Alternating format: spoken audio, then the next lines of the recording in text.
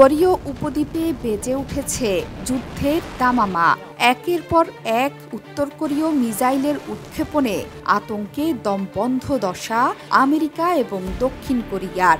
এর মাঝে Kim Jong উনের সঙ্গে সাক্ষাৎ করতে উত্তর কোরিয়ায় পা রেখেছেন রাশিয়ার অন্যতম ক্ষমতাধর সাবেক প্রতিরক্ষামন্ত্রী সের্গেই শোইগু। ভ্লাদিমির পুতিনের কি বার্তা কিমকে পৌঁছে দেবেন তা নিয়ে চলছে ফিসফাস। রাশিয়া কি ইউক্রেন পরিস্থিতির প্রতিশোধ উত্তর কোরিয়ার মাধ্যমে যুক্তরাষ্ট্রের ওপর নিতে চায়?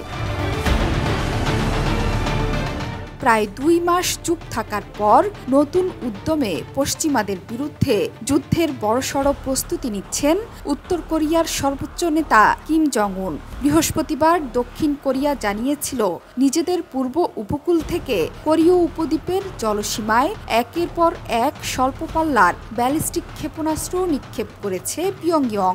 যদিও উত্তর কোরিয়ার ছোড়া মিসাইলগুলো ঠিক কোথায় গিয়ে আঘাত হেনেছে তা এখনো স্পষ্ট করেনি কোনো পক্ষ। মিসাইল ছোড়ার একদিন আগেই শত্রুদের বিরুদ্ধে লড়াইয়ে পরমাণু শক্তি বৃদ্ধি জোরদারের হুঁশিয়ারি দেন উত্তরের নেতা কিম জং উন। উত্তর কোরিয়া সবসময় বলে আসছে দক্ষিণ কোরিয়া, জাপান এবং যুক্তরাষ্ট্রের যে কোনো আগ্রাসনের বিরুদ্ধে দাঁত ভাঙা জবাব দেবে তারা। পশ্চিমাদের নাকানি চুবানি খাওয়ানো রাশিয়াও আছে সুযোগের অপেক্ষায়। উত্তর কোরিয়া যদি দক্ষিণ কোরিয়া, জাপান এবং যুক্তরাষ্ট্রের বিরুদ্ধে সরাসরি যুদ্ধ ঘোষণা করে তাহলে পশ্চিমাদের শিক্ষা দেওয়া আরও সহজ হবে। এই বিষয়ে রাশিয়া আরও বেশি তৎপর, যার কারণ রাশিয়ার অভ্যন্তরে দূরপাল্লার ক্ষেপণাস্ত্র হামলা চালাতে ইউক্রেনকে নির্দেশনা দেওয়ার কথা ভাবছে যুক্তরাষ্ট্র। যদিও এখনও ইউক্রেনকে সবুজ সংকেত দেয়নি ওয়াশিংটন। এক বিবৃতিতে হোয়াইট হাউস বলেছে রাশিয়ায় প্রাণঘাতী অস্ত্র সরবরাহ করছে উত্তর কোরিয়া ও ইরান। এ বিষয়ে উদ্বেগ প্রকাশ করেছে পশ্চিমা দেশটি।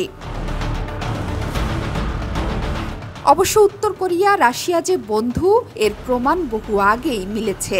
বর্তমানে পিয়ংইয়ং সফরে আছেন রুশ নিরাপত্তা পরিষদের সচিব সের্গেই শোইগু। 13 সেপ্টেম্বর উত্তর কোরিয়ার সর্বোচ্চ নেতা কিম জং উনের সাথে বৈঠক করেছেন তিনি।